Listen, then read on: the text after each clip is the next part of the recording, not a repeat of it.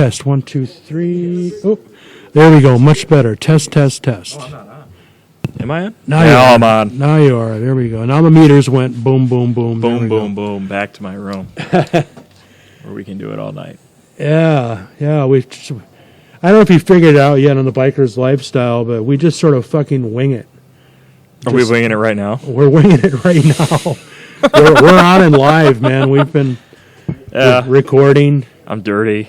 This is the Biker's Lifestyle Podcast. If you don't know by now, then I don't know what the fuck you're even doing here. Yeah. Did you stumble? Are you looking for like a cooking show on YouTube, and you're like, hey, what's this Biker Lifestyle Podcast? Maybe they know how to make a fantastic fajita. We don't. Maybe you do. I can't even say it right. I call them fajitas. No, they're fajitas. Fajita. Yeah. Oh. It's just like it's jalapeno, not jalapenos.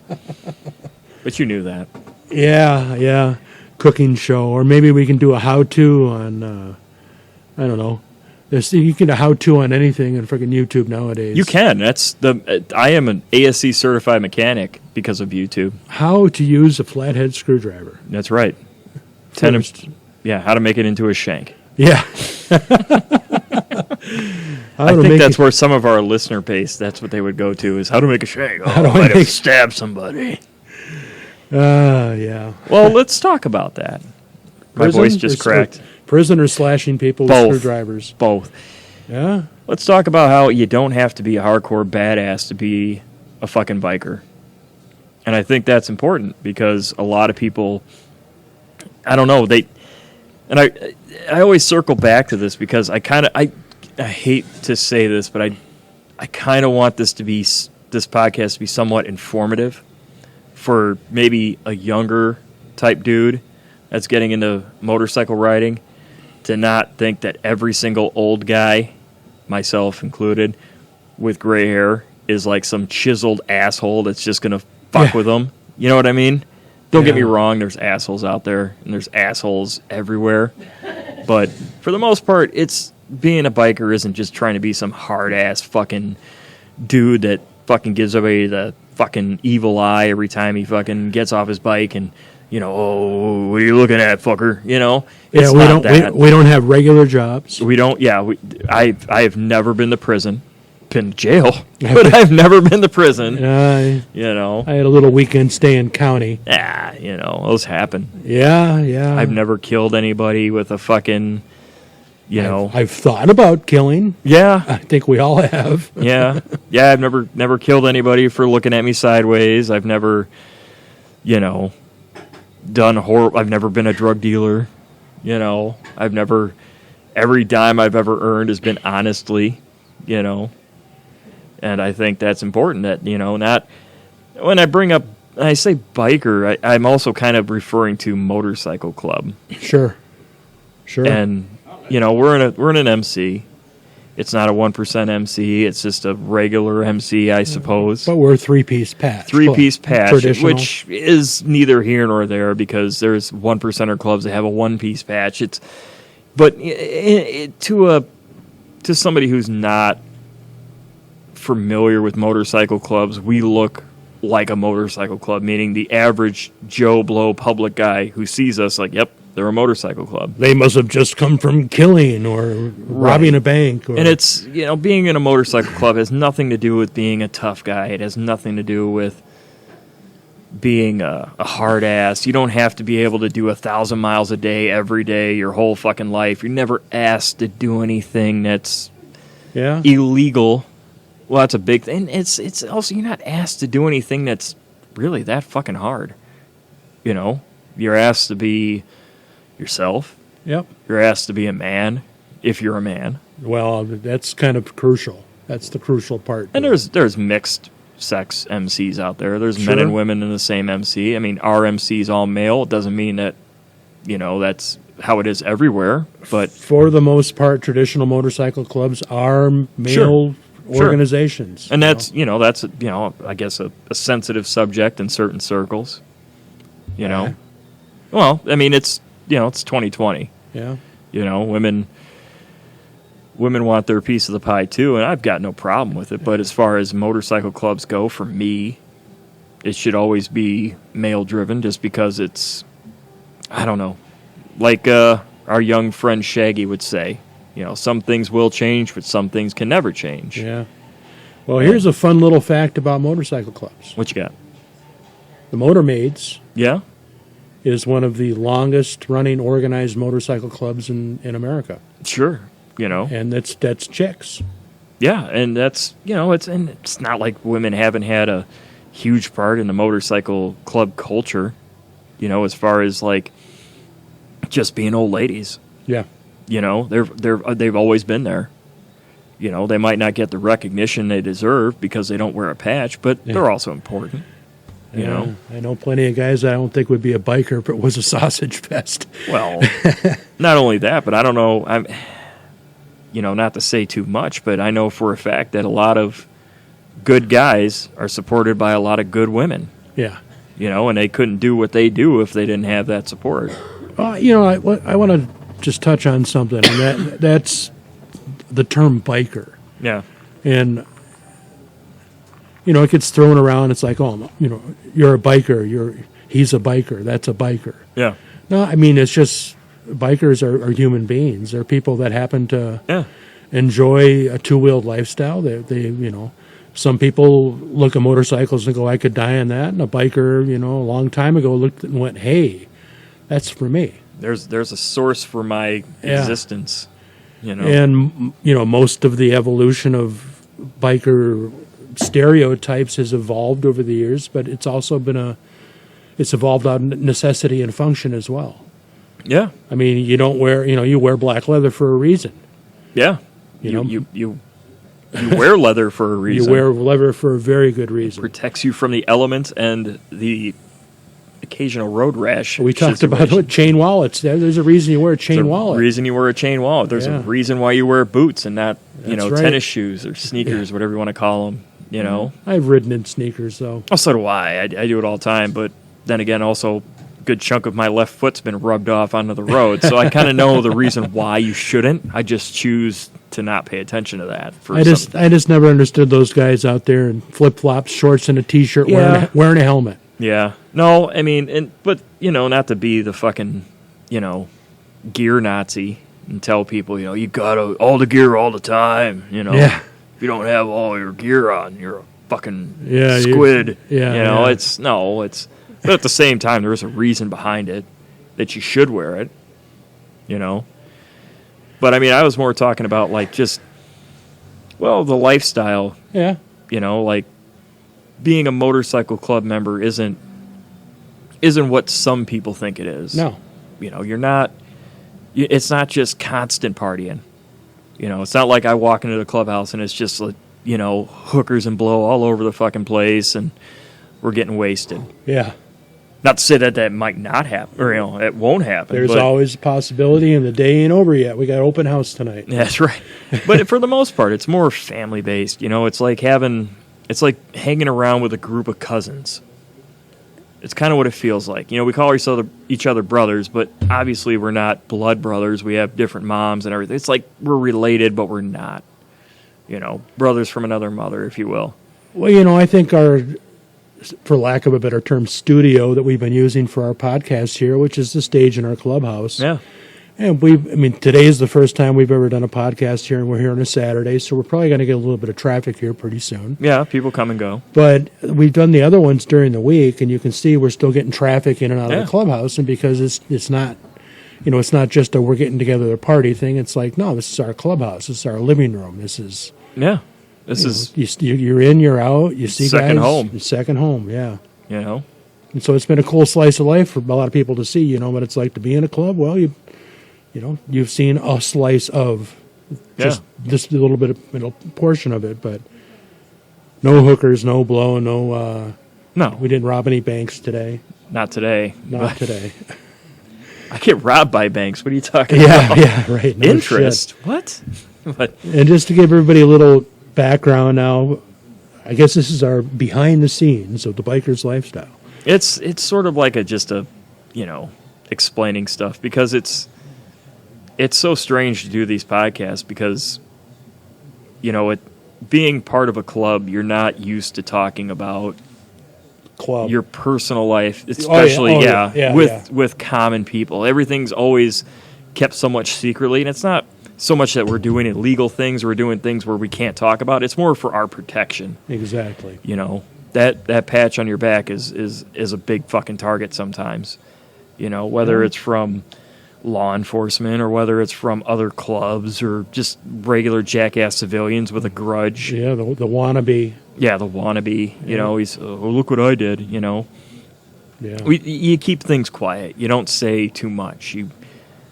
And when you do these podcasts, you're trying so hard not to say too much, and you're trying so hard not to give too much away because you don't know what could be taken out of context. You don't know what can be, used against you in a court of law. And, this podcast is more to try to pull back the veil.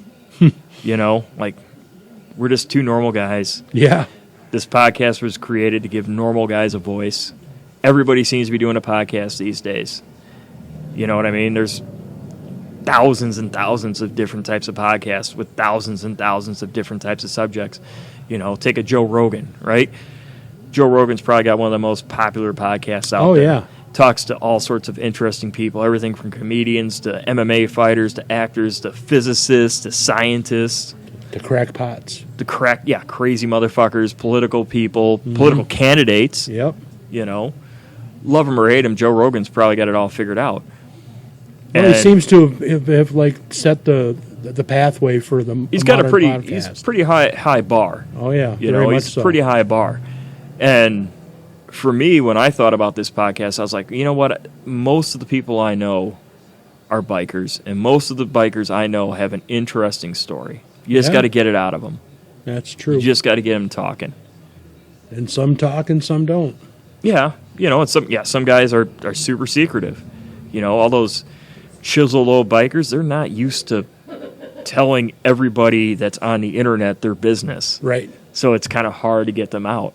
Well, it's kind of I think about that sometimes when the Facebook page, the age-old question, that's not a real biker. And I'm like, yeah, I know, the real biker wouldn't really be posting on here. He's just kind of sitting back going, yeah. Rich kind of reading through, chuckling to himself, because he's got nothing to say, There's no need to say it here. The real biker probably ain't even on Facebook, you know what I mean? Or on an instant fucking gram or whatever. I know there's some people out there that are on the page or have been members that were some heavy hitters. Oh yeah, no, in the world, and they're there. But they're not going to fucking... No, there's no sense in it, Yeah, they come by a whole different creed. They're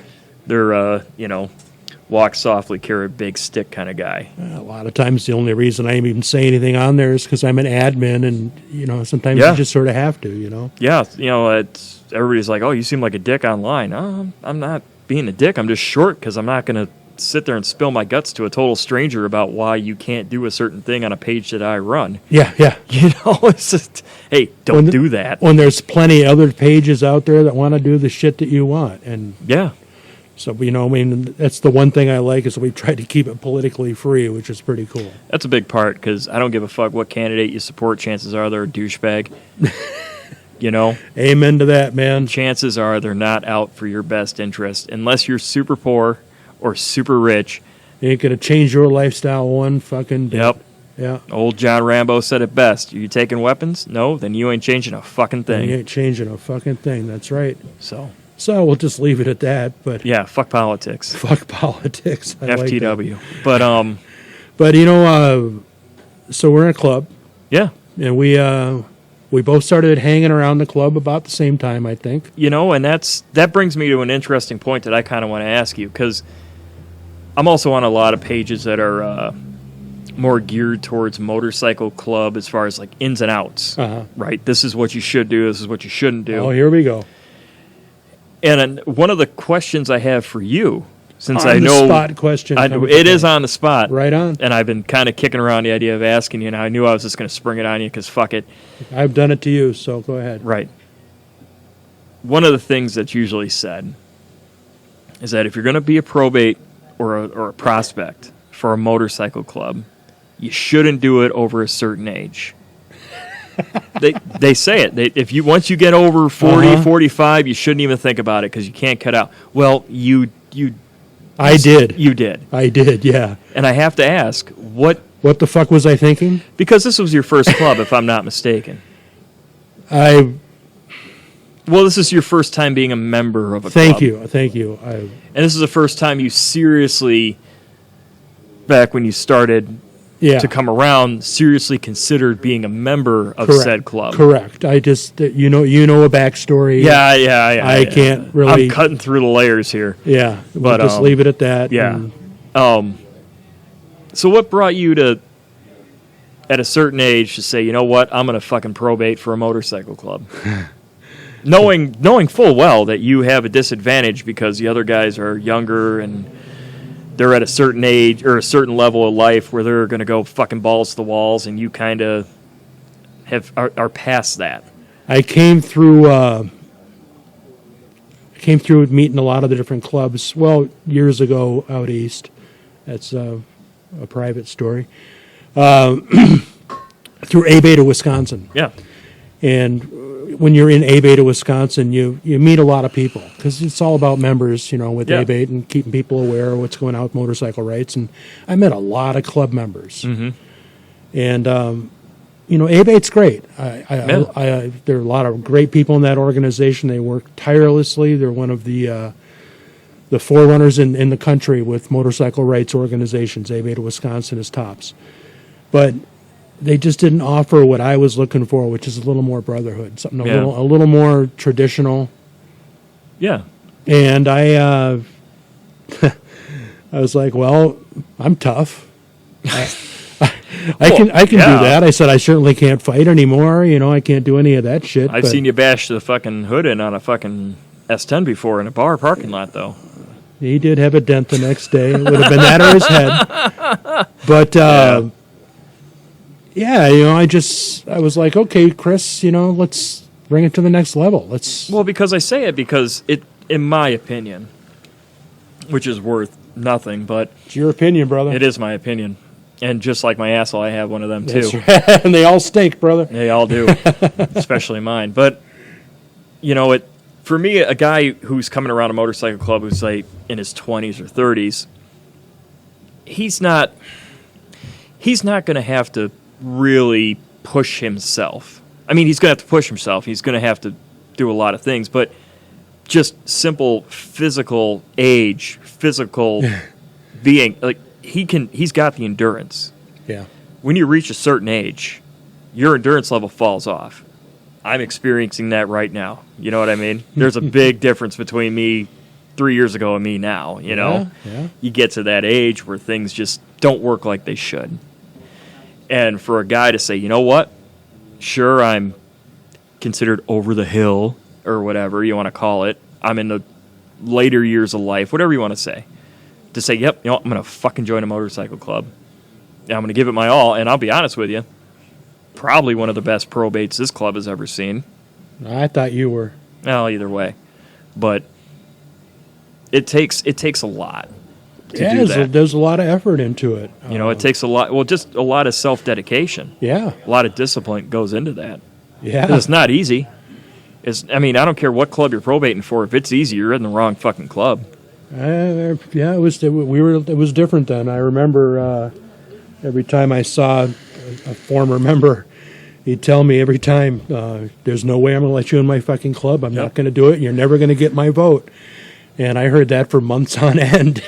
Yeah, for all those people out there thinking about joining a motorcycle club or whoever talked about it or wondered what it was like, you will have certain members that will give you shit every time they see you. You'll have certain members that will bust your balls and try so fucking hard to get you to say uncle, to try to get you to fucking turn in your probate or prospect vest, whatever you got. Their goal is to break you down to the absolute lowest point you can possibly get to. And you just have to ask yourself, how bad do you want it? Yeah. And I personally fucking love those guys. Yeah, I do. They make you stronger. I can't be that guy. I'm not that mean. I've never busted a probate or anybody that hard before because I don't know, it's just not in me. It's not my nature to bust. I only somebody's did one, balls. and we interviewed him the other night. Oh yeah. I kind of lost it on him. We kind of But he lends it to himself sometimes. Well, but. yeah, we had fun with him. Yeah, we did. But it was all it's just all in fun. But you know? in answer to your question, though, to offer a little more, I had a chance to join the military when I was younger. I didn't. I went in a different direction, but I was partying a lot then too. Yeah. And I wouldn't say it's a regret, but it's a what if, what if I had done? I mean, my father passed away recently. It was the family joke for years. He was a chief petty officer in the Navy, and it was a joke for years that he raised me and my older brother like we were in boot camp. Yeah. And, for lack of a better simile, he did. It was like I was in boot camp. So Dad raised me pretty tough. Yeah. And instilled a lot of that in. I know you've met my father when he was alive. Yeah, he's good man, tough man. He was a tough man. He was. He's just getting old Ken to talk about anything feeling-wise was real tough to get it out of him. But. He's just that type of generation where, you sand and grit. Yep. Sand and grit. That guy was tough as nails. So, I mean, he's a lot of inspiration for me to be able to get through the experience of being in a motorcycle club. But I don't know. I mean, it was tough. It was physically and mentally demanding. It was challenging. Yeah. But by the same token, I learned a lot through the process. Sure. For one, I gained the brotherhood of somebody, I can't take that away. I mean, shit, we bonded like you can't possibly bond unless we you came go from through two different like that. worlds. Completely, yeah. Yeah. You were an A-bait, and I was just some goofball fucking going around riding motorcycles, bar hopping. Yeah, but we both love bikes. I couldn't even spell A-bait. Yeah. And that's just, I guess my point is that no matter how old you are, no matter what background you come from, there's a spot for you in this lifestyle of bikerism. Well, nobody tries to change you, man. Just fuck no. Be who you are, Embrace that. I mean, yeah. Yeah, I can't tell a story right now. I'm not going to. No, it's fine. No, it's just, it's like, well, okay. And everybody experiences motorcycle clubs differently. You know what I mean? Yeah. Like, you can have two guys from the same motorcycle club, and their experience coming up is going to be different than each other's. Because what motorcycle clubs do is they break you down in a sense where they're going to find out who you are as a person.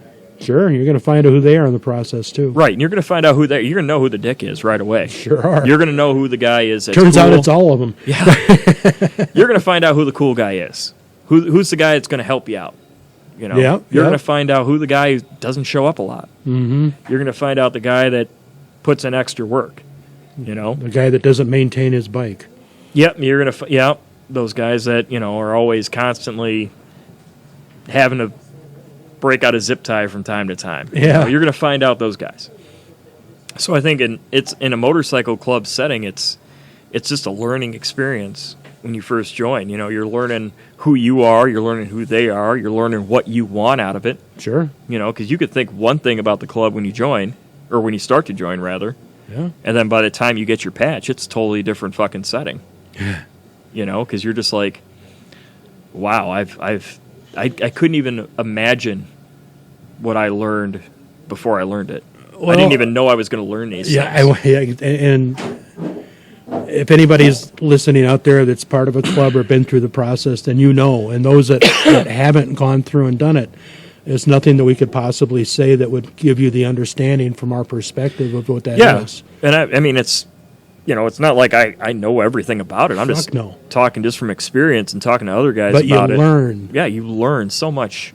And one thing I learned real early on as a prospect, as a probate, was when you're with a group of patched brothers and you're a probate, speaking only reminds them that you're there. Yep. Shut your fucking mouth. I wish there was like a camouflage that you could wear. Oh, my God. Well, I mean, you want to do your best, and you want to show that you want it, and you want to show that you're a team player. Yep, yep. But at the exact same time, you don't want to try to shine too goddamn bright, because somebody's going to try to dull that shine real goddamn quick. You know? Yeah. Do what you're told really fucking well, but don't try to go above and beyond, because it might not work out for you. Yeah. Or then again, they might will. Or it might. Yeah. You know, that whole thing, like, have you ever fucking, you know, done this or that? And somebody says no, and you say, well, that's why they won't remember your name. Yeah. You know, sure, you can be a star, you can be a rock star. Better know what the fuck you're doing, though. Yeah. You better not try to come fake and try to do it, you know, try to be a Billy Badass, and you're not Billy Badass, because that's going to get found out real quick. So, you know, it's... Now, that's one thing that being around bikers lends itself very well, is the bullshit rises real quick. Yeah. And you figure out whose pockets are full of turds. And yeah, that's true. And it finds out, you know, you also find out what you want out of it. Because you might think you want one thing, and come to find out, not only did you not want it, but you wanted something totally different. Well, and that's why when it comes to guys joining one club and going to another, that's common. We've seen guys in our club, as well as a lot of the clubs that we know around here, that get in, it's not for them, and they don't. And you know what? That's okay, too. Yeah, it's totally... Look, nobody comes into a club knowing exactly what to expect.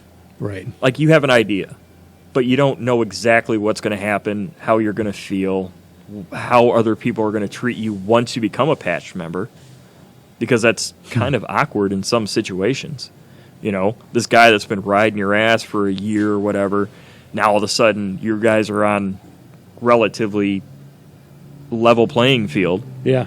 You know, how is he going to treat you now? How are you going to treat him? Yeah. This guy's been up your ass for the past year to get him a fucking beer, and then telling you to get him another one because that one was too warm. I had a private talk with one such brother. Yeah. And I had said, look, I haven't been at the table too long, but I earned the fucking right to be here. Yeah. And we left it at that, and everything was fine.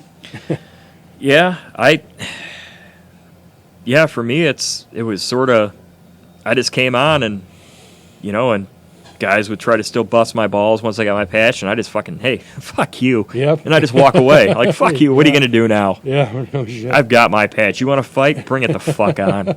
I'll knock your fucking ass out. You know, it's just... Why we have boxing gloves behind the bar, brother. Yeah, it's a men's club for a reason. That's right. You know, you deal with it the man way. Yeah. But... You ever get hit in the nuts when you're not looking, you know? I've been hit in the nuts so many times when I wasn't looking. Yeah. And I've hit people in the nuts when they weren't looking. But, you know, it is what it is. Hey, I got to ask you, this is new. What do you think of the faggoty-ass lights now at the bar? I kind of... It's nice because it adds a certain level of sophistication. You know, we got these LED lights, and it gives kind of an underglow to the bar, and it's kind of nice because I feel kind of upscale. Ooh. Okay. But at the exact same time... Craft beer right around the corner. Yeah, that's just exactly it. You know, we already got the, what do they call them, Edison lights? Yeah, the Edison lights, that's right. And it kind of gives a nice soft glow to everything. I know I've got these same lights in my lanai in Florida. I got the same lights hanging up over my deck at home. There you go. They're festive, aren't they? Nice ambience. I like them. They're nice very ambience. nice. Chicks like them. But I'm not really taking on these faggoty-ass lights underneath the counter. I don't know. The guy who installed them is just laughing. I like his Ken, did you put these in there on your own? What? Those faggoty-ass lights. Yeah, I did. I like the faggy lights. All right. So one vote for the faggoty-ass lights, one vote against the faggoty-ass lights. Now our gay membership is no longer listening to us because we use the word fag. You want to sit down and say hello to the camera? You want to talk to people? You want to talk to people? Yeah. Explain your faggy lights to everyone. This is Mongo. We might have to reboot him every now and then because he gets the same sentence over and over and over. Mongo, tell us a story. It'll be a soft boot, so Dirty will just sort of You have to teeter him talk a into little. that microphone right there. Okay. Not relatively close, not super close. It's perfect right where it is. There you go. There it is? Okay. Yeah. So what? Tell us a story about what? What's it like being a Marine? Well, Thank you very much. All right, so now you've been in the believe it or not, the boot camp was hard, and I actually had. Who would have thought Marine boot camp would be hard? We just had Boomer on. He said it was super easy. He said it was easy as He hell. said it was so easy. Well, where did you Well, go? I went to San Diego. So did he. But, So did he. But I Oh, got shit, injured. It was I got easy injured. for him, but hard for you. I got injured for. You must have been that guy. No, I got injured for a month, so I ended up staying extra for 1 month. Oh yeah. What'd you do? What happened? What happened? My ankles blew up, basically. And Like stress fractures Yeah, type like deal, or- stress fracture. A lot of guys shit. get stress fractures. A lot Yeah. of guys get. I mean, there's guys that. I mean, hell, they broke their literally like popped their knee out of Oh, place. wow, yeah. Yeah, there was a guy there that when I got there, he'd been there for over a year. Oh, jeez. In medical Trying to get it right, or just got fucked up that bad? Yeah, well, yeah. I mean, trying to be a Marine, and he was in what we call medical rehabilitation platoon, or MRP for short. And they pretty much, try to get rehabilitated, get back into training, finish your, 6 months or 2 months or 3 months or whatever phase you were at, and then pretty much become a Marine. That's usually what it takes. But a lot of guys, they got the heart. They want to beat it. They want to get into it. They want to do it. But it's difficult because sometimes the guys, they're so injured that they can't even. They literally cannot walk. I mean, Well, they for a literally- lot of guys. Well, yeah, and that's a lot of the guys that I met. That was their lifelong dream, and I seen guys 6 months, 3 months. I was only there for a month, but that's still. And one of the guys that was in my platoon was literally like, we were talking 2 weeks before graduation. Yeah. 2 weeks, couldn't, and he was walking on crutches. And senior commander looked at him. He goes, "What's up with you?" And he explained to him, and he goes, "Well, you might not be in MRP. You can't graduate." Yeah.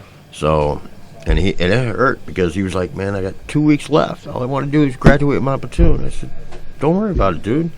You'll get healed. When you get healed, you got 2 weeks, and they'll So put it sounds like it was hard. Yeah, it was hard. So Well, in 1996, yeah, it was hard because 1996 you could still haze recruit basically. Yeah. you didn't get the card?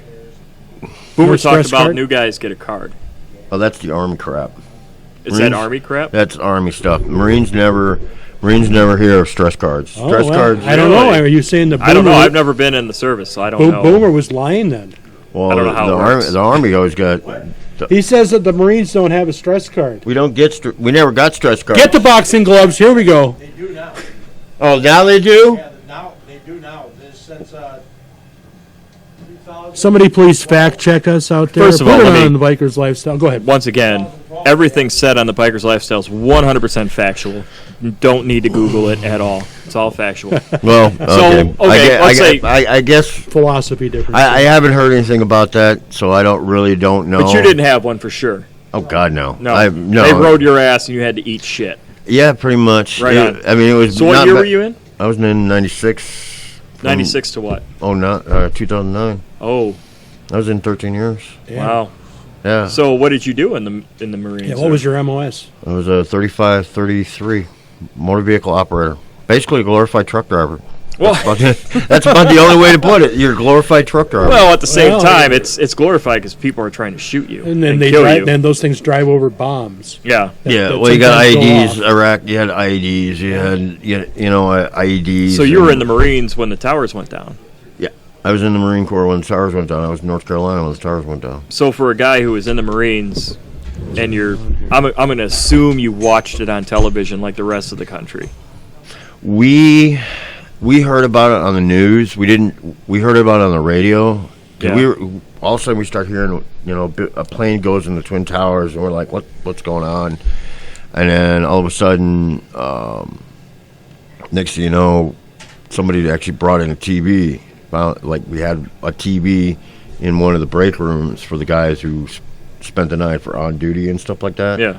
They brought it in and they plugged it in and actually found a channel. That was before HD came out.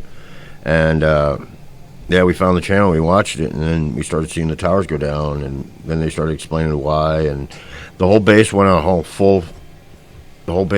pretty much a full lockdown. It was pretty much, I mean, every vehicle had to be searched, every vehicle had to be checked. Not going out, but going in. That was a pain. I think if they pretty much told us, if you don't have to go off base, don't go off base. So what was the, because obviously you were in the Marines pre 9/11. Yeah. How did the vibe change after that? Vibe changed pretty much after that, when it really didn't change per se. Well, I mean, I guess you're in the Marines. Right. So you're obviously dedicated, well, obviously your life to service to the country, but I mean, like... Let's put it this way. In 96, from 96 till 2001, before the towers went down, it was all about training. Getting prepared. Preparing for war, eventuality, going to war, going deployments. My deployments from 96 to 2000 was, okay, I'd be in country in the United States for a year and a half, basically. Yeah. Year and a half, you had training, 29 Palms. I was in California. I was in artillery. I was attached with an artillery battery. So, pull string, go boom, big guns like that. Yeah. We go to like 29 Palms, Camp Pendleton for like a week, a month, 29 Palms. Maybe do some other, training exercises, stuff like that. And for pretty much a year and a half, maybe 6 months before our deployment, we did some readiness training, some type of non-lethal training for like batons, non-lethal weapons training, pepper spray, beanbag rounds, M203, ball rounds, stuff like that. For like, if we had to clear out an embassy or something. So after the towers went down, the training got a little more... The training got more shifted towards, because we were starting to go towards Afghanistan. We were starting to hit the Taliban. We were starting to hit more and more of the Taliban, invading Afghanistan. Then Bush brought up about the Iraq. So did you get deployed to Afghanistan? No, I didn't get deployed to Afghanistan. I was, at the time when 9/11 happened, I was in a non-deployable unit. Oh, okay. And then after I transferred over to my other unit, that's when I went into Iraq. I didn't go into What year did you go to Iraq? 04, and then turned around in 07, 06, 05, and 09. So that's kind of the height of the insurgency then. Yeah, that was a bad time. That was a bad time. Was it a bad time? That was the thing was, our drivers got hit all the time. Sorry, I couldn't resist. Well, no, drivers got hit. IEDs were common, and roadside bombs are no joke. No joke, man. Yeah, I had four friends that were killed because of an IED. Yeah, I mean that's and I had a lot of friends that were killed because of an IED. I mean it's basically, you hit, you don't know, you look for the signs, but if you're driving 35 miles an hour, if you're driving 25, 35 miles an hour in that split second, you have to determine whether that material or something there, the telltale sign, is going to be something. You got to determine whether that's a bomb or that's a piece of trash. Right. And they've obviously improved. I mean, back in my last deployment, they improved immensely, but they were still running, the insurgents were still running fake IEDs and real ones, because they wanted to get the idea of how long your training time is. And a lot of times, that's all it is. So let's put the bus forward here a little now. See, okay. You get out of the military. We like to make it dark sometimes. Thank you very much for your service, man. Oh yeah, absolutely. Thank you very much, brother. As far as I'm concerned, speaking solely for myself, people like you, not just Marines, but any kind of servicemen. Yeah. Whether it's Navy, man, woman, Army, even the Puddle Pirates, doesn't matter. Yeah. You're a step above me as far as a real American. I'm just, and I know I don't expect you to agree to that, but I'm just saying, as far as I'm concerned, you're fucking super brave. Because I have never joined something where they said, "Hey, there's a whole bunch of people that want to kill you right now. We're going to send you over to their fucking country. Go stop them. Yeah. You know what? I've never done that. Right. Yeah. And that's I've never driven down the road where it's like, is that garbage can going to explode and kill me and all my friends? yeah. I've never done that. You have. yeah. So you're a fucking hero in my book. Yeah. And like Tank's going to get to, we're going to get past that because, Yeah. you know what I mean? Yeah. You did it. Yeah. We thank you. Yeah. Bullets, cheer this up. We got your gay lights going over here. Yeah. Festive mood in the clubhouse. Faggoty ass. Faggoty ass. Faggoty Faggoty ass lights. and YouTube's gonna block this video because we just said fag, but it's fine. Oh wow. I don't think our gay listeners care. None of them. So fast forward, I got out in 09. Yeah. It's called service limitations. I didn't make it to the next rank. I was a sergeant E5, so I was Wow. supposed to make staff sergeant in 13 years. Didn't make it. I got in a little trouble when I was a sergeant. Oh, well, things You happen. got in trouble? Really? Yeah, You're yeah, I so pulled a nice and stu- calm and cool Well. and calm and collective. So anyway, how'd you come to the club? Yeah. How did I come to the club? Well, The basically abbreviated version. the abbreviated version of it. Well, basically I got We're running out a of Well, time. no, That's what I'm looking at. honestly, I rode Harleys. I started riding Harley. Bought a Harley in Florida, and then I was been missing a lot in 2006 or no, excuse me, 2015, 9? 15, something like that. After I got after One of them 2000 years. Well, yeah, whatever. Yeah, after 2009, I was missing the brotherhood because it kind of Sure. sucks because you hang out with a group of guys, you hang out with a platoon of guys, and then everything else, and you get used to them. You learn about your families and everything else, and you miss the brotherhood, the camaraderie. And when I rode bikes, it was cool because a lot of the guys rode bikes in the military and stuff Yeah. like that. So there was camaraderie there. Oh, you knew a few of some guys from a club up in Madison. Yeah. Similar guys Yeah. that I knew too through. Yeah, eBay, I knew a lot of guys up there, Yeah. and I moved down here to Janesville because it was cheaper, basically. It is cheap living. Yeah, it is actually. Yeah, It is. and I got a bike, and then after that, I started seeing a lot of you guys, with the club and stuff. Looked into one club, but that was more military, but they weren't like out doing out in the community. Moving on. So moving on from there, and I started hanging out with you guys, and you guys were a perfect fit. Yeah, you because still joined us. well, that's the thing is you guys Actually, got I knew you for all of a day and a half, 2 days, and me and you were on a ride yeah. with other club members. Obviously, you weren't even technically a hang around. You were just some dude from the bar, Tagging along. Yeah, and we tagging went along. like Yeah. 600 miles in one direction In to a Iowa. hotel. Yeah, Got hammered ass fucking drunk. yeah, I remember that Friday Throwing night. rib bones off fucking balconies. Yeah, yeah. It was a yeah. good time. Wasn't that when a certain probate had his passed out in the bathroom? Oh, yeah, Yeah. Marker yeah. on the face with a big dick. Didn't realize it. Went down for breakfast the next day. Yeah. Got a big, Yeah, big marker dick on his head. Yeah, Doesn't. yeah. Yeah. We went through a lot of Beautiful. liquor. Yeah, there was one there was one gentleman there that we were talking. You got a penis drawn on him. Let's just point it out. Yeah. Well, You got a no, penis. I'm not talking that one. I'm talking Oh. about the other guy who we're sitting there talking to him, and he's outside drunk and shit, and he's got to pee, and he pees next to the artificial plant. Oh yeah. Oh, the guy that pissed on the artificial plant? Yeah, You know, just hey, having a conversation. So it sounds it like looks it was real when you're drunk. Well, yeah, exactly. In the pool place of all places. Yeah. I mean, yeah. So. Well, there was another guy that was peeing on other guys, so yeah, that's kind of weird, too. It just got weird, folks. Yeah. Sometimes But it in was the good biker's time. life, it gets Yeah, weird. it does Yeah. get weird. If a dude yeah. stands next to you and says, hey, hold on, don't move. Move. Yeah. Yeah, exactly. Yeah. Don't. Keyword, move. When Yeah. he says, "Look at this," don't look. Move. So Yeah. Yeah. do you like being in the motorcycle club world? Yeah. Nice. Yeah, it was new to me at first, and it was something it took me a minute to get used to. But the biggest thing is most of the guys,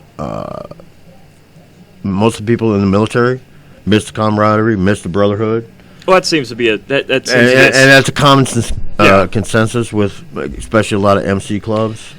yeah. I mean, it's especially nowadays. I see a lot more vet clubs popping up, Yeah, Yeah. which is awesome. Cool.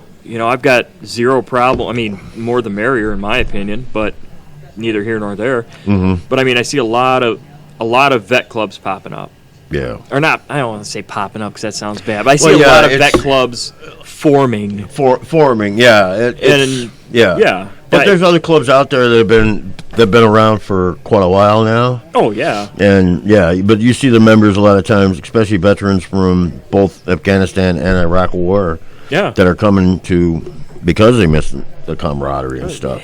A lot of the guys that I talked to, and matter of fact, when I ended up going to the hospital one time in the VA, and because I had a mental issue, Yeah. and the guy looked at me and he goes, you know, what do you do to relax? And I told him, I said, ride a bike.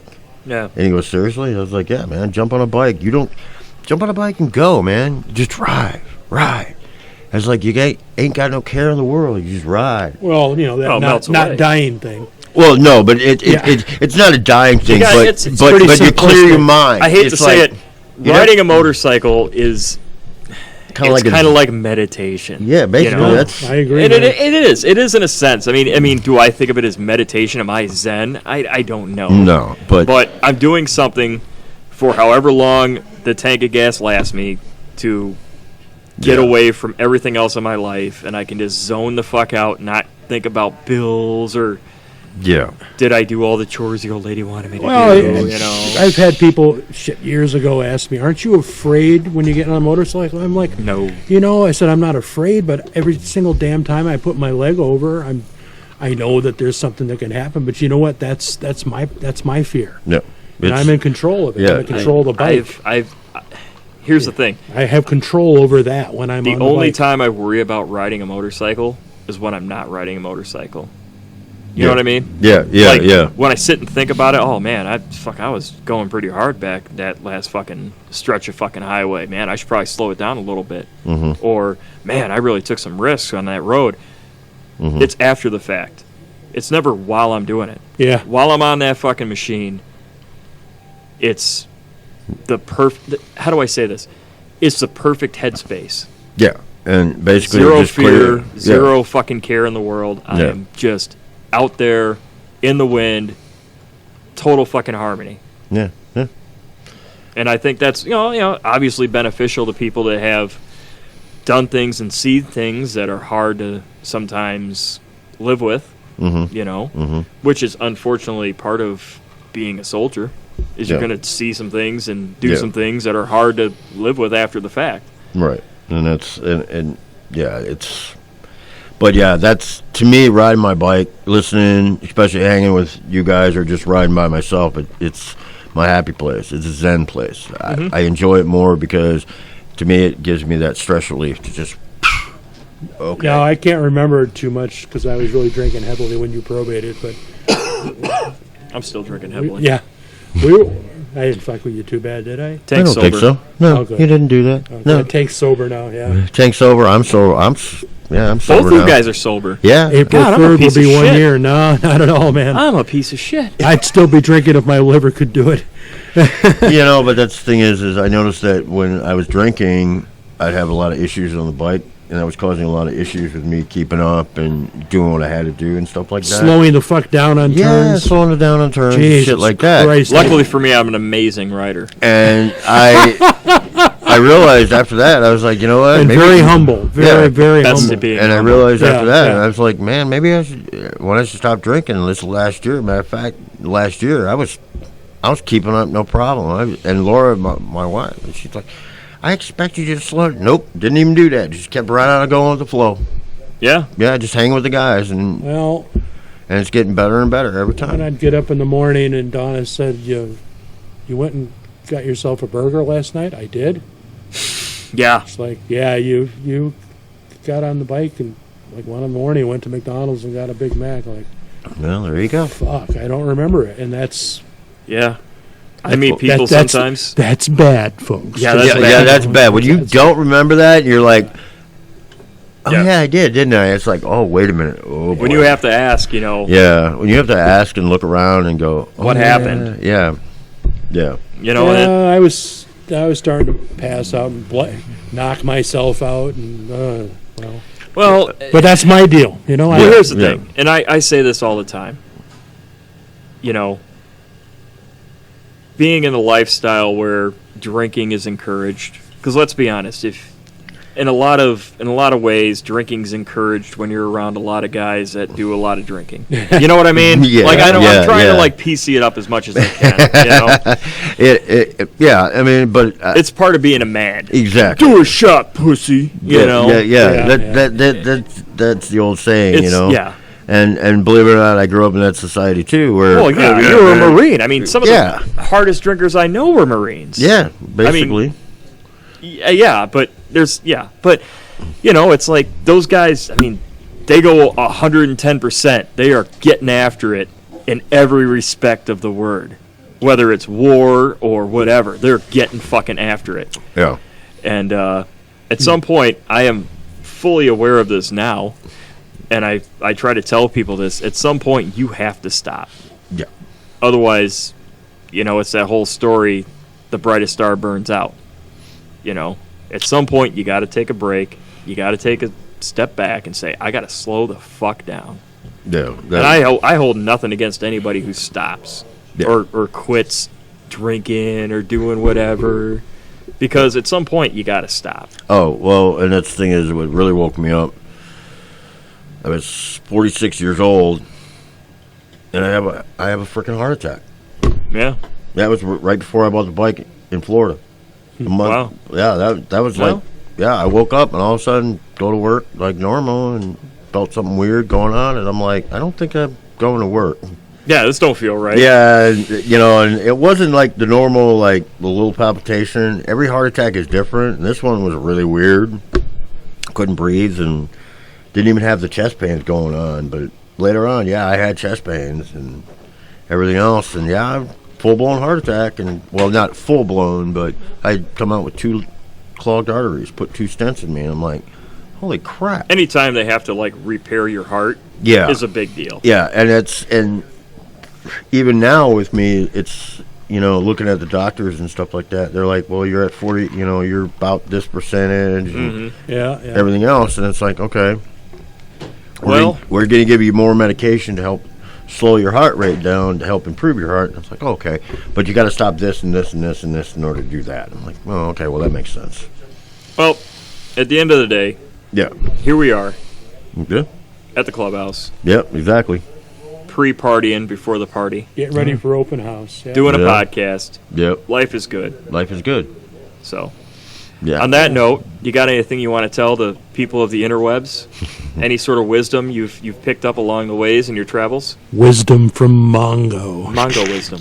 Mongo. You can't even say it. Close Oh, enough. I know. Yeah. Like, okay, well, for Just never forget where you come from. there you go. Right on. That's honestly the best advice I ever got was never that's forget where you come from. fucking That's good badass. advice, man. Because honestly, if you don't, because that's the whole reason why I came back to Wisconsin. It because- doesn't top Gophers. Don't be a douchebag, but that's okay. That's a hard one to top, so don't feel It is bad. hard to top. I Don't couldn't be a top that. douchebag. Yeah, you know, but that's the thing is, the one that really, and I got to show this.